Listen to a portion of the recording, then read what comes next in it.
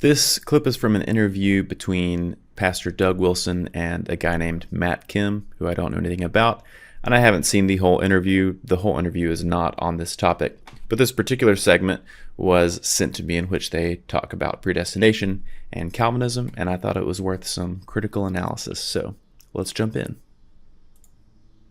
When I was kind of getting ready to come out here, and I said, I'm going to go see Pastor Doug Wilson, a word that came up was Calvinist, predestination.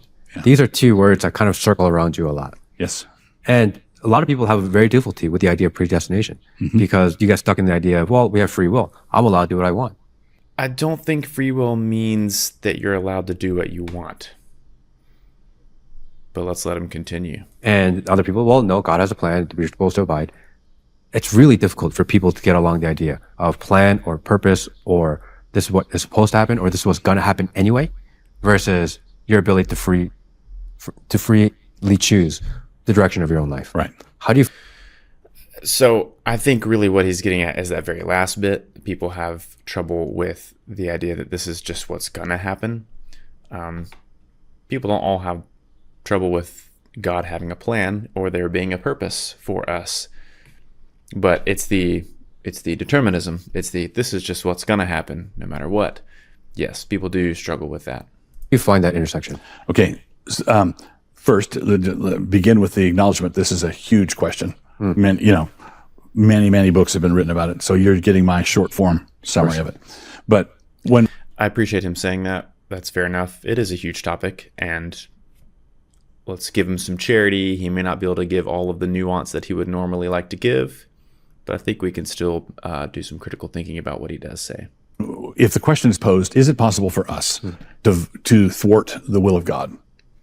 Okay. The answer has to be yes and no. Okay. Because there are two different kinds of God, two different sorts of wills that God has. In 1 Thessalonians, this is God's will concerning you, that you avoid sexual immorality. The 10 Commandments are an expression of the will of God. It's God's will that we not steal. It's God's will that we not take his name in vain. It's God's will that we not covet.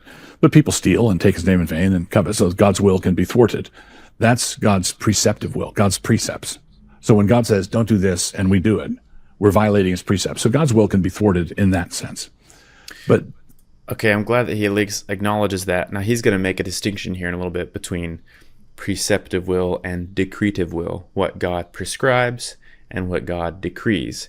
Now, I think in ordinary speech, the 10 Commandments can be called a decree. A decree is just the proclamation of a king, the king's will. Hear ye, thus saith the king, we're going to do X, or you must not do X, or from now on, this is the rule. That's a decree. So, yeah, the 10 Commandments are a decree, but Wilson wants to give a more particular definition, a special definition for decree, for God's decree, and what God prescribes. So let's let him continue. theologians also distinguish preceptive will from God's decretive will. Right? What God decrees Some is going to happen. theologians And distinguish when that. God decrees Calvinist that something's going to theologians happen, it's going to happen, no matter what. No matter what. Quick insert here. Anyone can acknowledge that there are things that God wants to happen that are just going to happen. There are things that God wants to happen that don't happen, i.e., God wants us to abstain from fleshly lusts. Well, we don't always, so what's going on there? And Wilson wants to posit a scenario in which there are two wills. There's a will that always happens, and there's a will that sometimes doesn't happen. What he winds up getting, though, is a situation in which God's two wills are contradictory. It isn't just that God wants different things and has priorities and is willing to forego some of his will and desires in some respects for whatever reason. It's that with one of the wills, God wants you to not commit adultery, and with the other will, God wants you to commit adultery.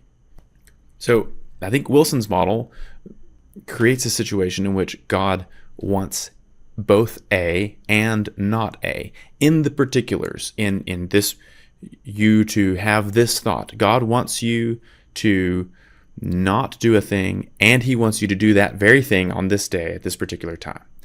So instead of saying God wants A, and with another will, he wants not A, we could conclude that God perhaps wants A, and he also wants B, something else, another thing. So perhaps A is God wants me to make a righteous decision here. God wants me to not sin, or God wants me to do this good thing, this virtuous thing. But he also wants B, whatever that might be. And maybe in order to have B, God is willing to forego A. Instead of acting to ensure that A comes about, he refrains, or he acts in some other way to ensure that B comes about, because he's willing to put up with not getting A. Evidently, God is willing, even in Wilson's view, God is willing to put up with his prescriptive will being broken all the time. And I don't think Wilson would want to say that God doesn't care about his prescriptive will. God doesn't care that it's broken. I think Wilson would say God cares very much whether or not we submit to his prescriptive will. So those are two different kinds of wills. A Calvinist is someone who believes that God's decretive will encompasses everything. So do I believe that before the world was created, God ordained the position and velocity of every atom in this wood floor at this moment? Yes. And I would point to things like Jesus saying the hairs of your head are all numbered. Not a sparrow falls to the ground apart from the will of the Father. When Jesus says that about sparrows, we're not invited to think, well, he wasn't talking about robins. Yeah, that's fair. I think that's right.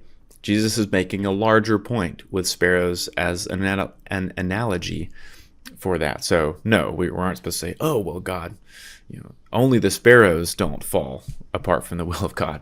Blue jays, they might fall apart from the will of God. That's not the point. It's me making a broader point. Now, the question is, how should we interpret this saying of Jesus?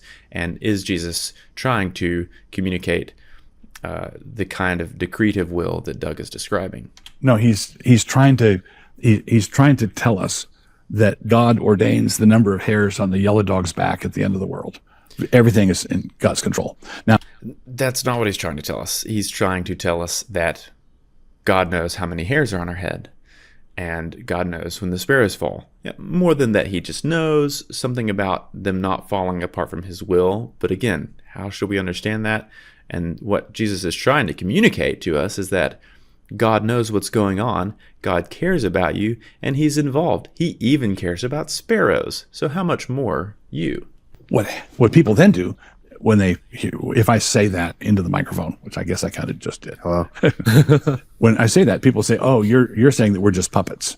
Right. And I know I'm not saying that at all, because they think I'm saying God has a puppet here, and God says, puppet, here's my perceptive will. Don't go over here. And then he commands the perceptive will not to go over there. And then God's decretive will makes the puppet go over there. And then God says, bad puppet, and smashes the puppet. And we look at that and we say, oh, man, I'm kind of with the puppet there. I feel, that seems like God's an ogre. It sounds like suffering. All right. Yeah. But this is the thing. So this analogy, Doug rejects. This is not what he means to communicate. And Doug apparently agrees that whatever picture that's painting of God's relationship to mankind and his will towards man and how the decretive will and the prescriptive will work out, it's not that. Doug agrees that makes God look like an ogre. So he doesn't want that. And the thing is, as he goes on to give a different analogy, which he thinks is a better analogy, I can't discern a meaningful difference between these analogies in what's going on. So we'll get to that. And this is the category mistake that people make. When I'm managing a puppet. I'm playing this at 1.25 speed, by the way. So if you're playing it faster, I apologize.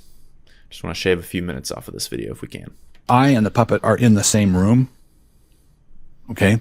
When God ordains, God is there. The fundamental category, the theological category we need to deal with this is called the creator-creature distinction. There is an infinite gulf between the creator and the creation. And it's like Shakespeare and Hamlet. Okay, so he keeps bringing up this infinite gulf, and I don't really know what it means or what it does or why it makes a difference, what it is.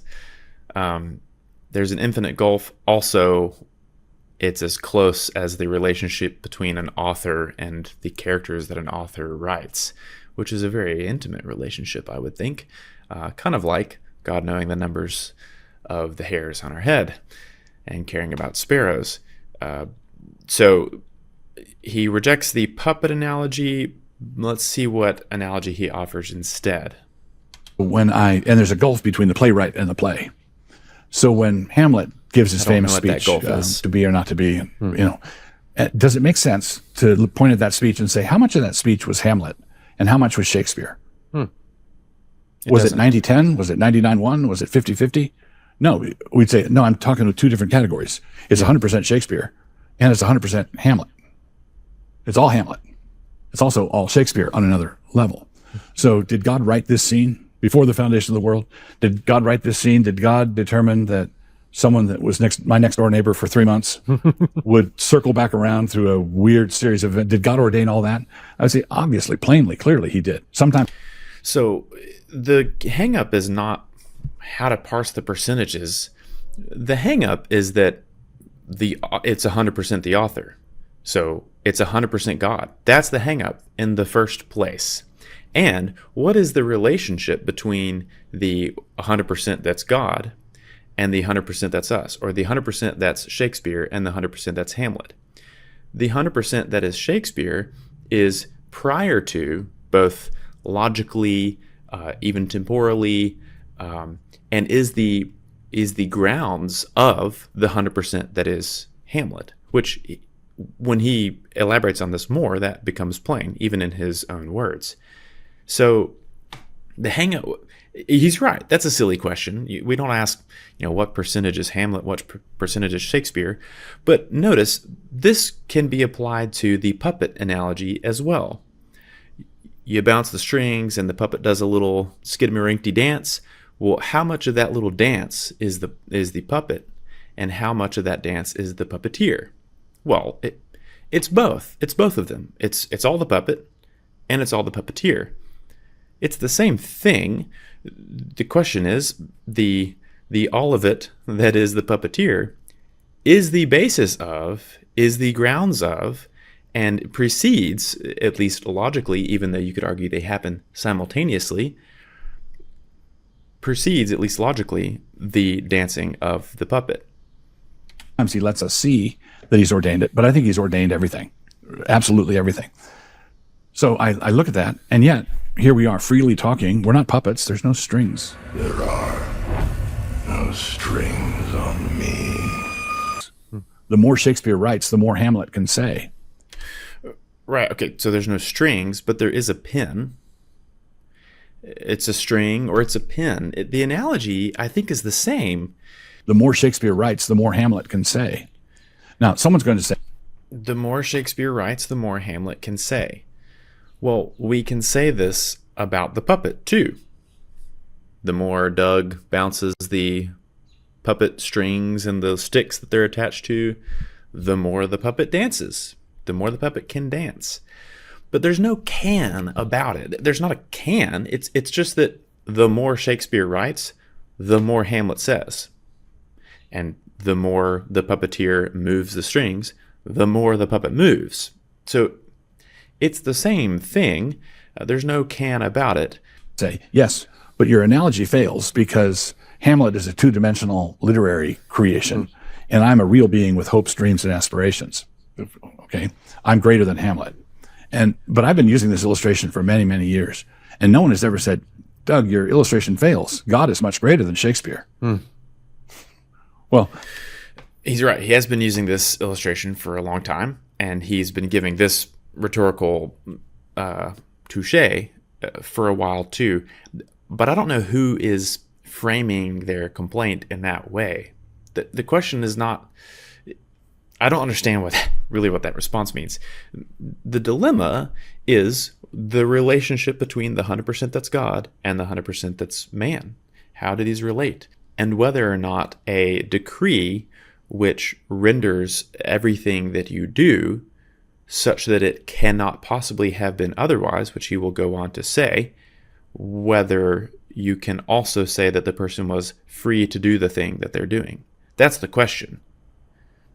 The distance between Shakespeare and God is much, much greater than the distance between Hamlet and me. Again, with And so this distance the question is, thing, can I'm not God sure what the freely and distance factor unalterably is. write a scene in which I say certain things freely?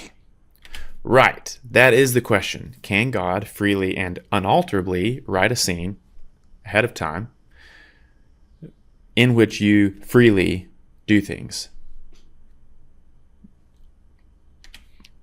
Because Yes. we're sitting here, I'm sitting here, we're having this conversation. I feel like I'm supposed to be here. I feel like there's a reason to be here. I feel like there's purpose.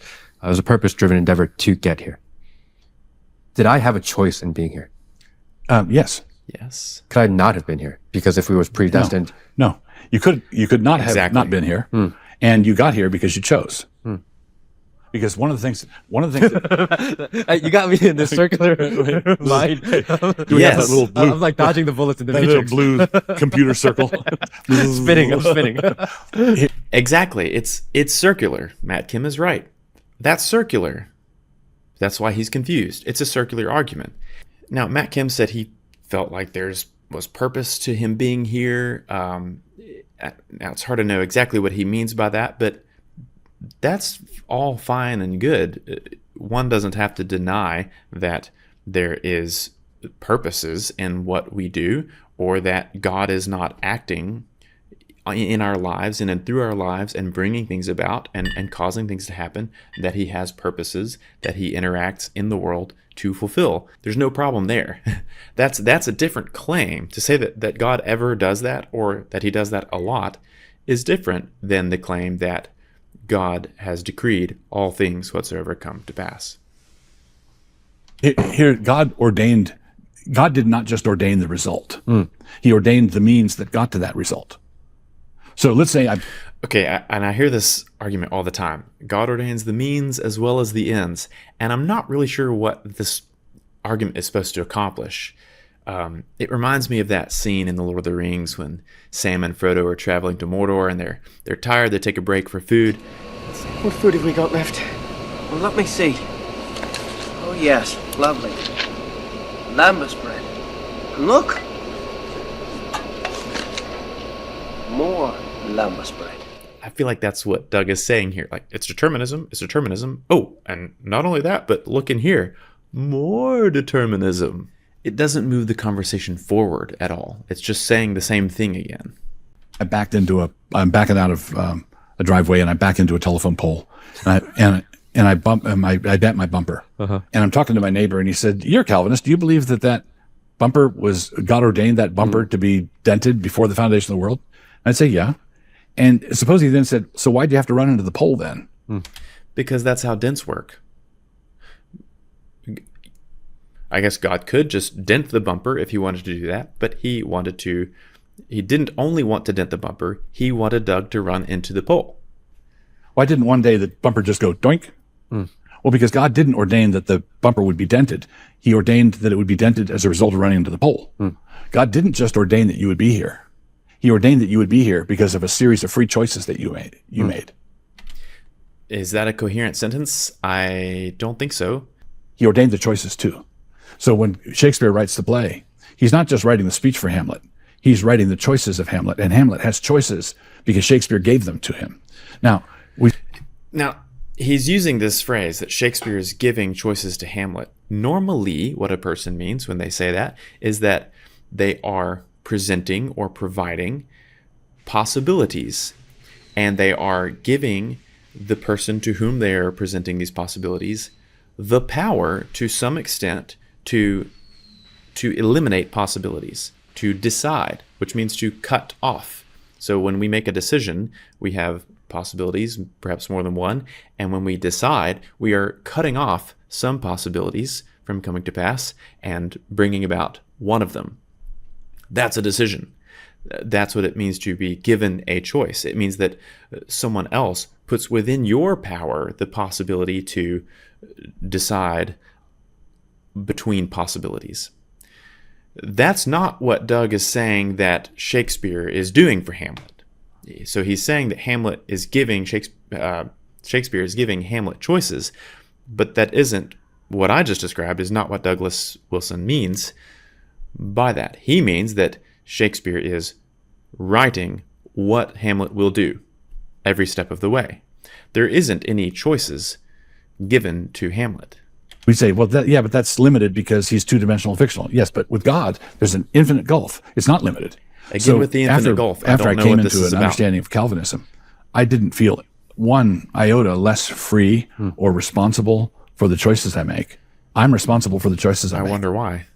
When I sin, I still have to confess the sin. It's me. I'm responsible to God. So Again, so I'm responsible to God, he says. So I am responsible to God for God's choices about what I cannot not do, about what I will do that it is not possible for me to not do, or think, or say, or feel, or experience. Everything, absolutely everything, as Wilson says. So I'm responsible to God for my choices that God chose that I would make in such a way that I could not make any other choice. So I fail to see how that is a choice.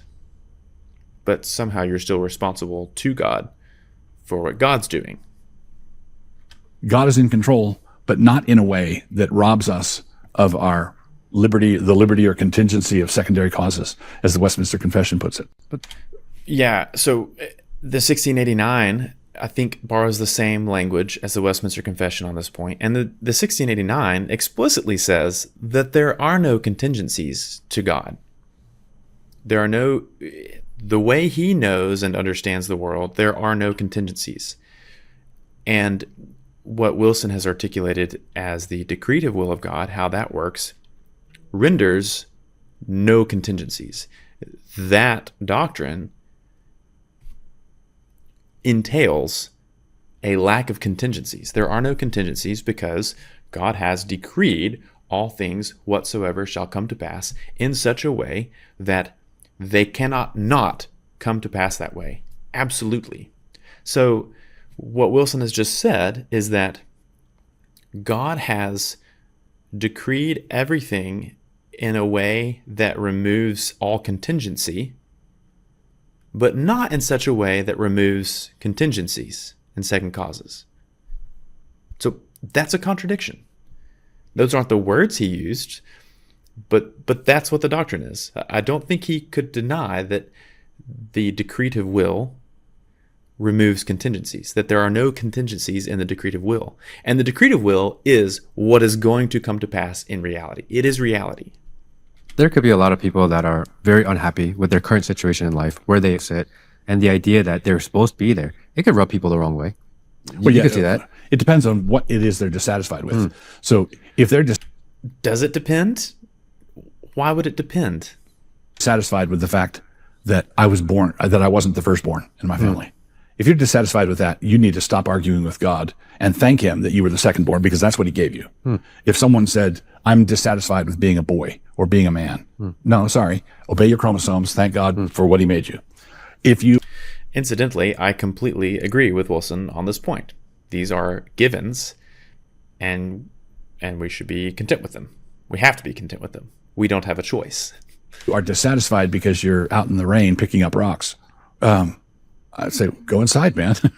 Stand by the fire. The Bible tells us what are the lawful choices for us to make. We can eat when we're hungry. We can drink when we're thirsty. We can seek a wife when we're lonely. We have all these lawful choices before us. There's certain things we don't have the authority to choose. I don't have the authority to choose to be born in another family. I don't have the authority to choose to be an archangel. I just have to take what God gives me and not fight that. That's what he ordains. But when it comes to the choices I'm going to make tomorrow, if it's a lawful choice, I should feel free to make it. You should feel free to make it. The question is, are you actually free to make it? So he says, if you're out in the rain picking up rocks and you're discontent with that, how is that different than being born a boy? As far as I can tell, according to how he's defined the decretive will, that scenario that you're in is absolutely as given. It's a given. It's absolutely as given a reality as your gender.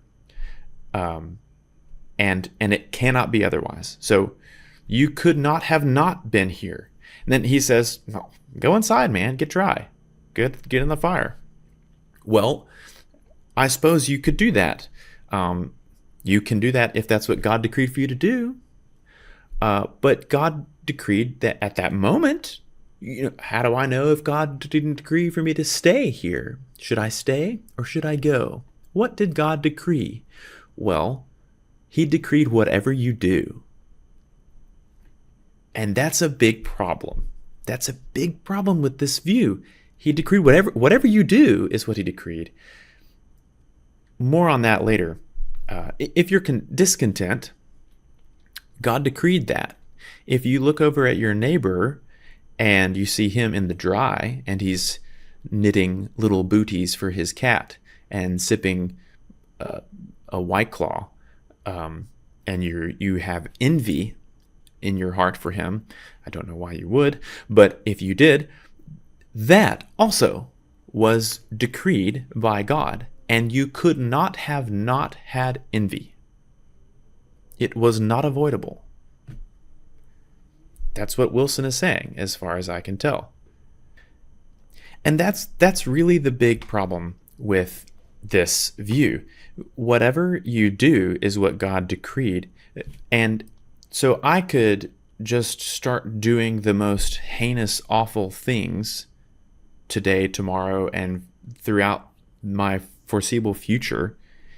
And Doug cannot tell me that that was not God's decree.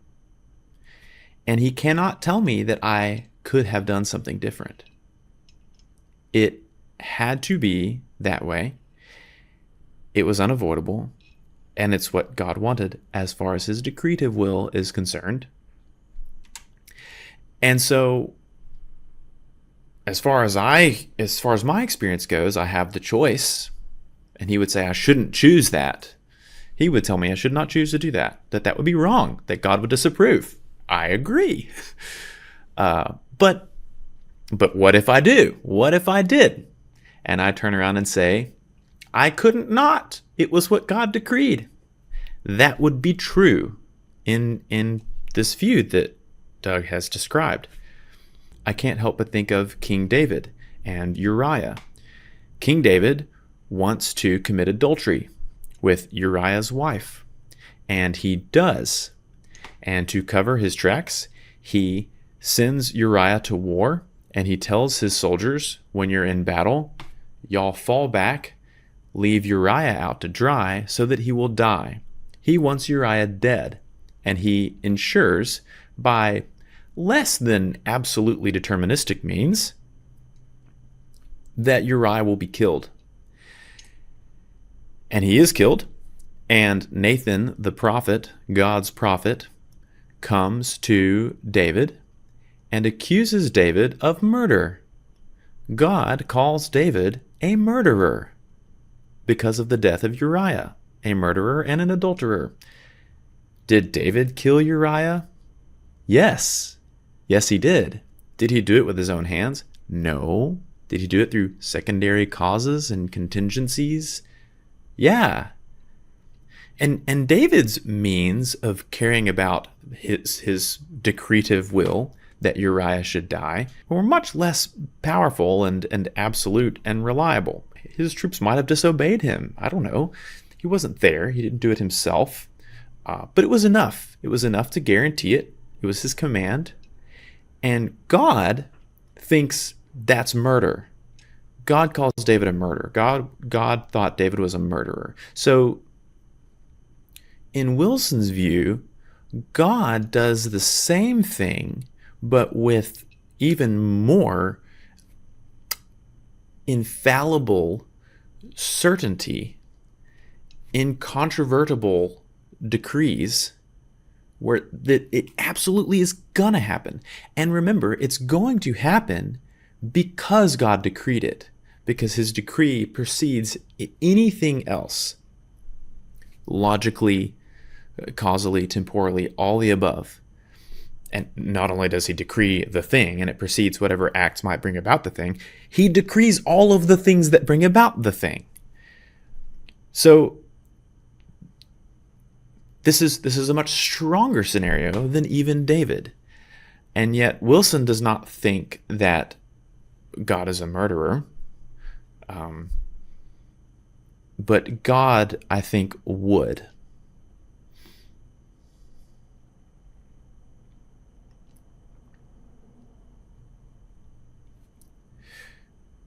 And in Wilson's view, God's determination of all things whatsoever comes to pass, including the most horrible acts of men, which Wilson's confessions also affirm, that this includes even the wicked acts of men, is much more stringent and determining and absolute and incontrovertible than David's commands, than David's arrangements. And yet Wilson has a different ethical evaluation of that situation than God does, apparently. And that's the big hang-up to me. Whatever this infinite gulf is, whatever this distance is, there's something in that gulf where moral culpability falls into the gulf and doesn't make it across to God somehow. I don't know what that is or why that's the case. And I haven't heard anything in the Bible that sounds like that.